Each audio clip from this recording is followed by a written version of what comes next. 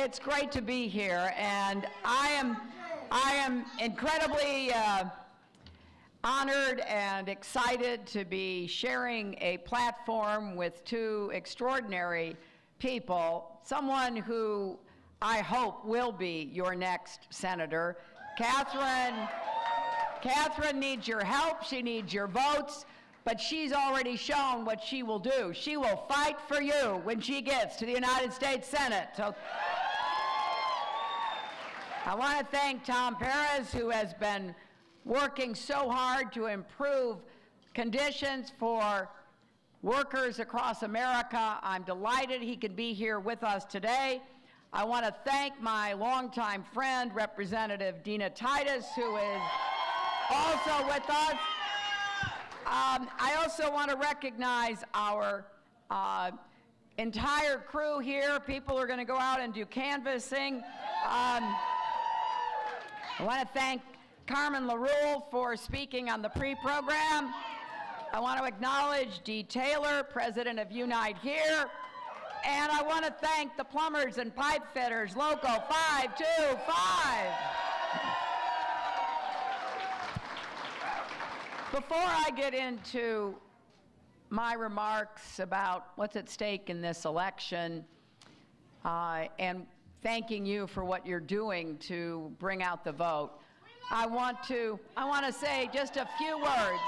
I want to say a few words about the two police officers who were killed in the line of duty in Iowa. This is horrifying, heartbreaking. It is totally unacceptable.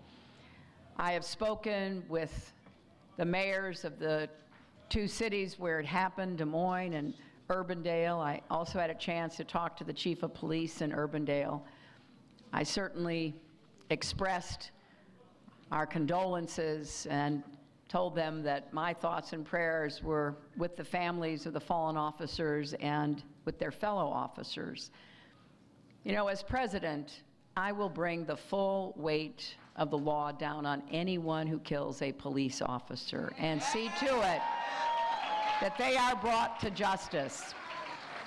I also believe that everyone is safer when the police respect the people they protect and when the people respect the police who serve them. And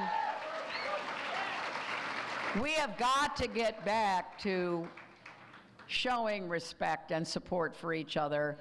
And we also must do much more. I've been speaking with police chiefs and mayors and law enforcement officers across America, and I asked them, if there's one thing that you need, what is it? And they said, we need help to deal with people who have mental health problems.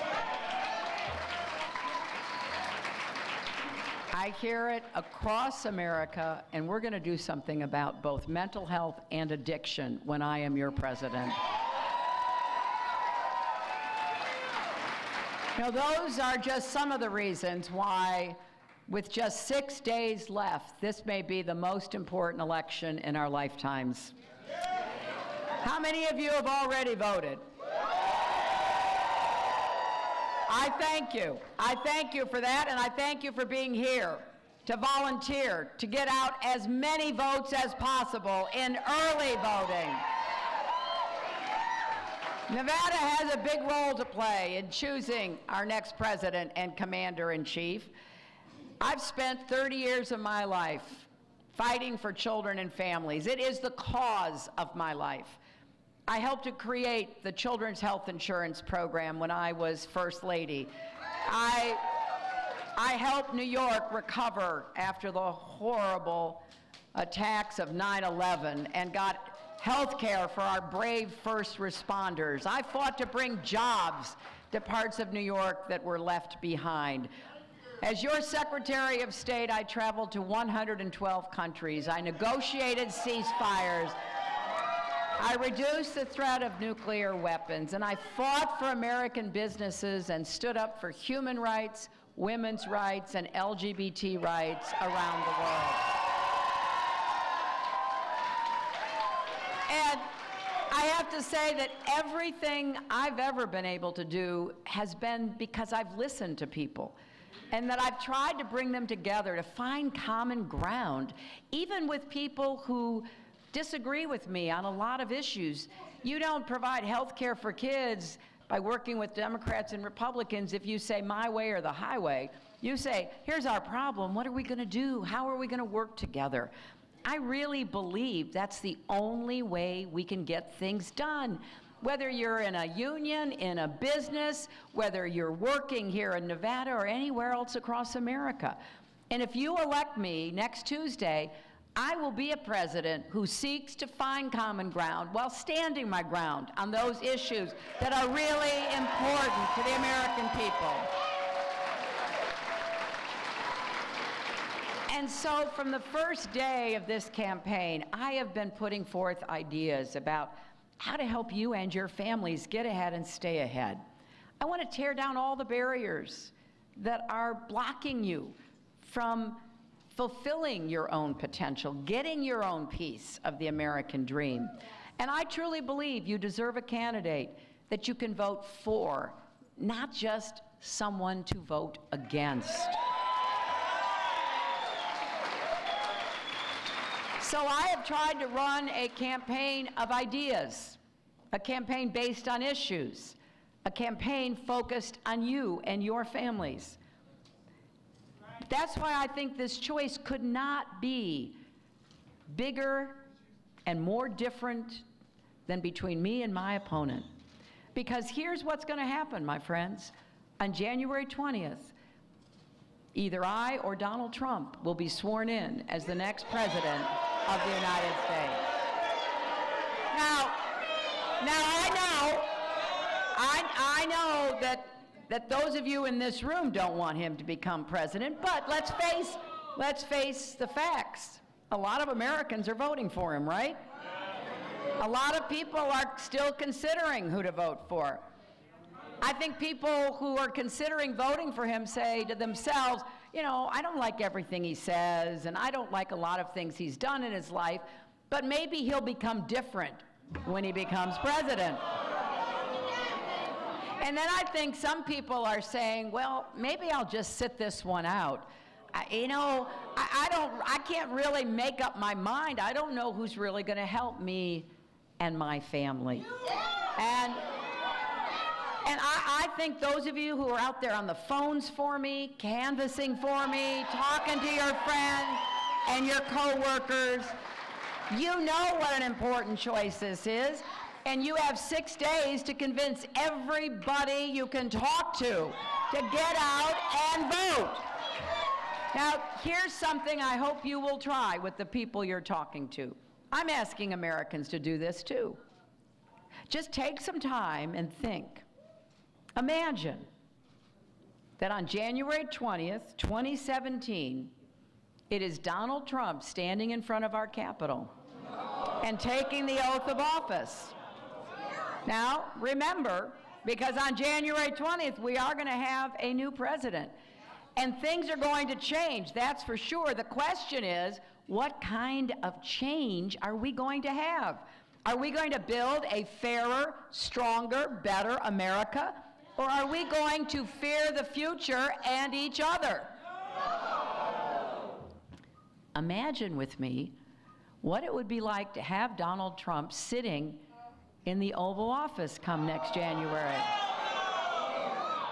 Someone who demeans women, mocks the disabled, insults Latinos and African Americans. What would it be like to have that person in the most powerful office in the world?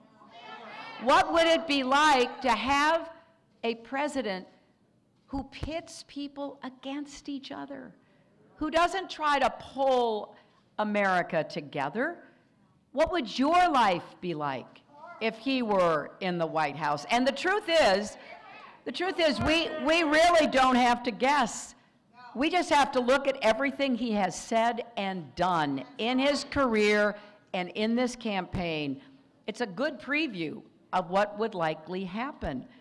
You know, the great Maya Angelou said, when someone shows you who he is, believe him the first time, right? If you add up all of the people and all the groups of people that he has insulted and demeaned, it makes up way more than half of America. Like if you're an immigrant, or your parents or grandparents, like my grandfather was an immigrant, you know how you will be treated and what you will be thought of.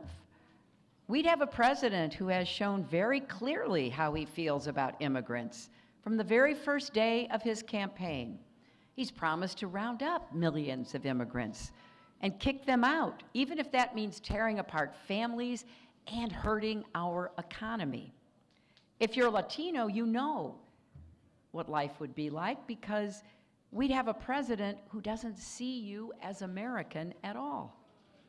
He went after a distinguished federal judge born in Indiana who said, Donald said he couldn't be trusted to do his job because he was, quote, a Mexican. That judge is as American as Donald Trump.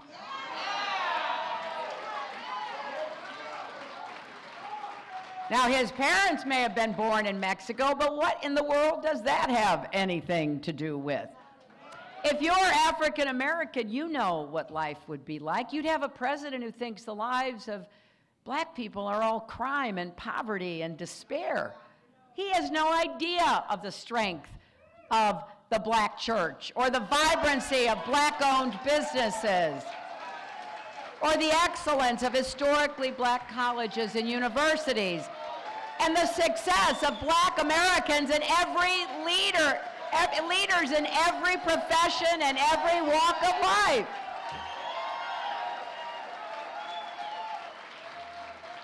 He doesn't have a clue. And if you're Muslim, you know what life would be like. We'd have a president who views people of your faith with deep suspicion and who wants to ban every Muslim in the world from ever coming to the United States, and wants to undo a core tenet of our Constitution. In this country, we defend religious freedom. That brought many people to our shores. Now, we also have seen him insult nearly everybody else, too.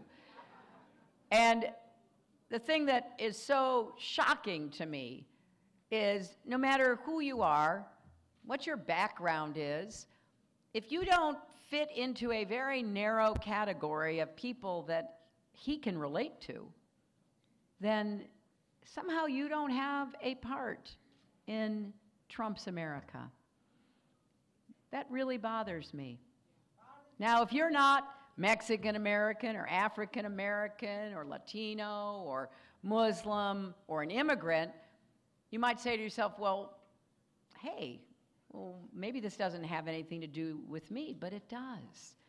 Because you're an American. And you know, in America, we don't like other people being treated unfairly. We don't like other people being judged superficially. And you can know all you need to know about Donald Trump by just looking at how he treats people. If you're a proud union member, you know what your life would be like? This is a man who just last year tried again and again to block a union at his hotel right here in Las Vegas.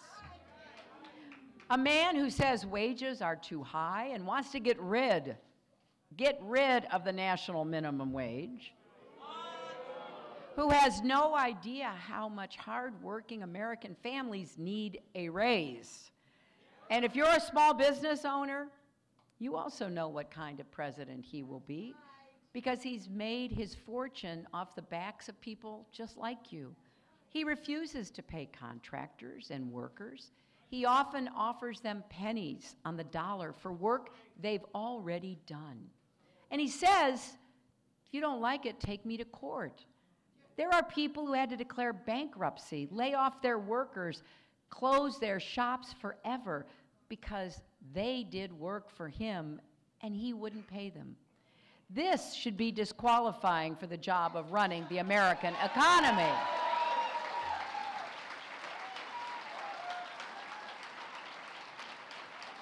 And if you're a member of our armed forces, you know too, because we would have a commander-in-chief who is not only completely out of his depth, but whose ideas are incredibly dangerous. He actually says more countries should have nuclear weapons. And he actually talks about using them if he were president. A few days ago in Ohio, a man named Bruce Blair introduced me at a rally as a young Air Force officer. Bruce Blair's job was to sit in an underground bunker in Montana to be ready to launch nuclear weapons if the president ever gave the order. So when he hears Donald Trump talk so casually about using nuclear weapons, it chills him to the bone. He knows our commander-in-chief needs to be steady, not reckless, rational, not hot-headed. And that's why he and dozens of former launch officers like him have come out in strong support of my campaign. And I am grateful for that. But it doesn't stop there, because Donald Trump calls our military a disaster. He says he knows more than the generals. He's insulted prisoners of war. He says he likes people who don't get captured.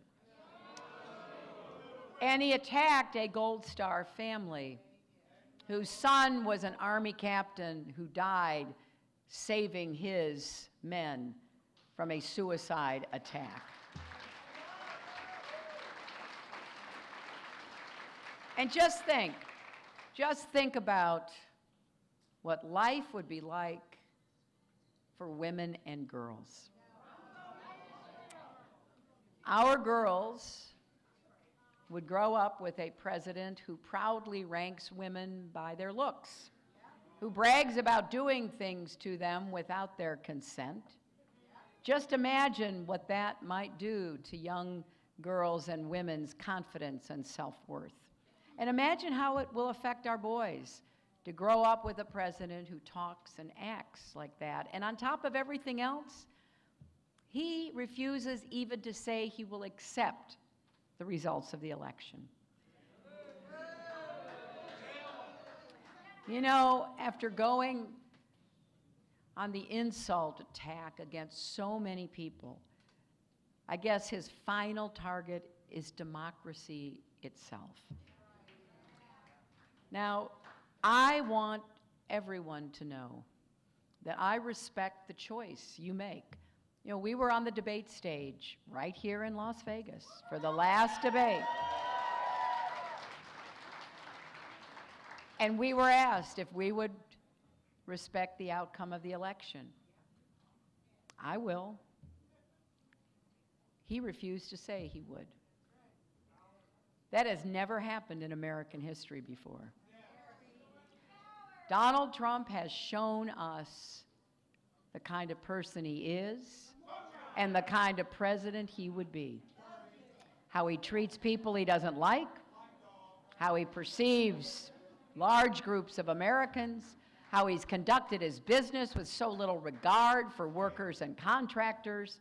He's used every trick in the book to get out of paying taxes, someone who says he's worth billions, but contributes zero to our military, and zero to our vets, and zero to Pell Grants, zero to highways, zero to everything.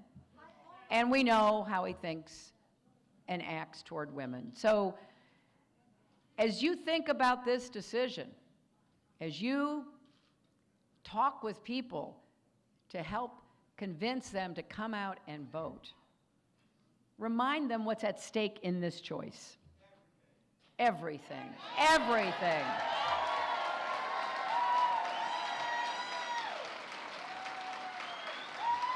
And you know, nothing will change if he's elected, because we know who he is. As Michelle Obama says, the presidency doesn't change who you are, it reveals who you are. Right now, people across the country are coming together to vote for a different kind of future. I'm very encouraged because they are rejecting his dark and divisive vision for one that is hopeful and inclusive. We know that America is big-hearted, not small-minded, right? Here in this home of the UA, we know that we want to lift people up, not tear each other down. We know we are stronger together.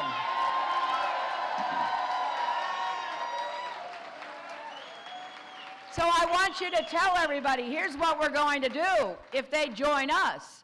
If you're having a hard time paying for college, I've got a real plan to help you. We're going to make public colleges and universities tuition free for millions of families, and we're going to help you pay back your debt so that you can get out from under the burden. And if you care about climate change, which he says is a hoax, I have a plan to increase renewable energy, create millions of jobs, help communities prepare for the effects of extreme weather. And if you care about immigration reform, you know what he thinks.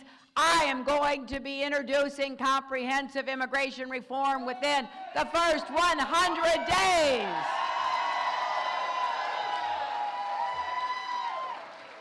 And if you care about defeating the terrorists and reducing the number of nuclear weapons in the world and keeping our country safe, I know what we have to do. I am ready to take on the threats that we face at home and abroad. On the day that we brought Osama bin Laden to justice, I was in the Situation Room monitoring what our brave men were doing to make it clear that we don't let anybody attack us. It may take a while, but we will keep going after them. Donald Trump was hosting Celebrity Apprentice. So you think about what we have to do. I will do everything in my power to keep us safe. And if you care about LGBT rights, he wants to undo marriage equality. We believe that people should be respected and have dignity and have the right to marry. And so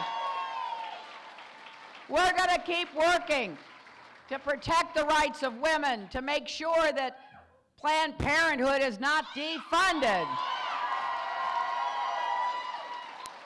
And we're going to try to save lives in America by working with responsible gun owners and the vast majority of Americans to take steps to keep guns out of the hands of mentally ill people, of domestic abusers, of felons. So let's protect lives, right?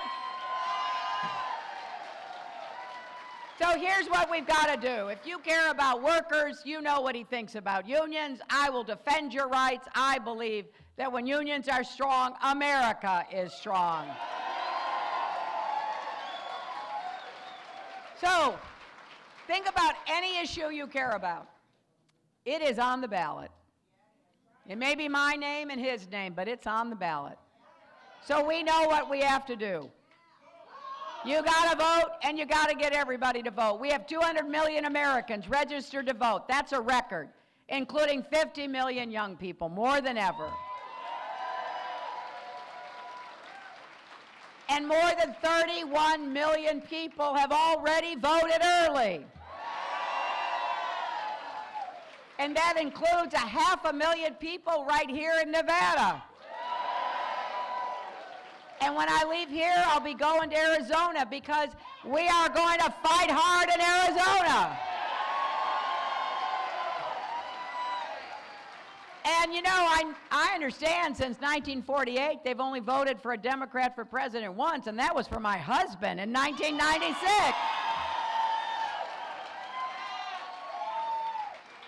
So Bill and I love Arizona, and it's close and competitive, and it's going to be a great honor to campaign in these last 6 days across this country, because this, my friends, is not a normal election. Right? And millions of people, Democrats, Republicans, and independents, are standing up and saying, we believe in an America that is great because it is good. An America where women are respected, where immigrants are welcomed, where veterans are honored, where parents are supported, where workers are paid fairly, where marriage is a right, where discrimination is wrong, where everyone counts and everyone has a place. I will do my best to bring people together, not pull them apart. So please, let's get out. Let's work these last 6 days. Let's make sure that we win on Tuesday and we prove love trumps hate. Thank you.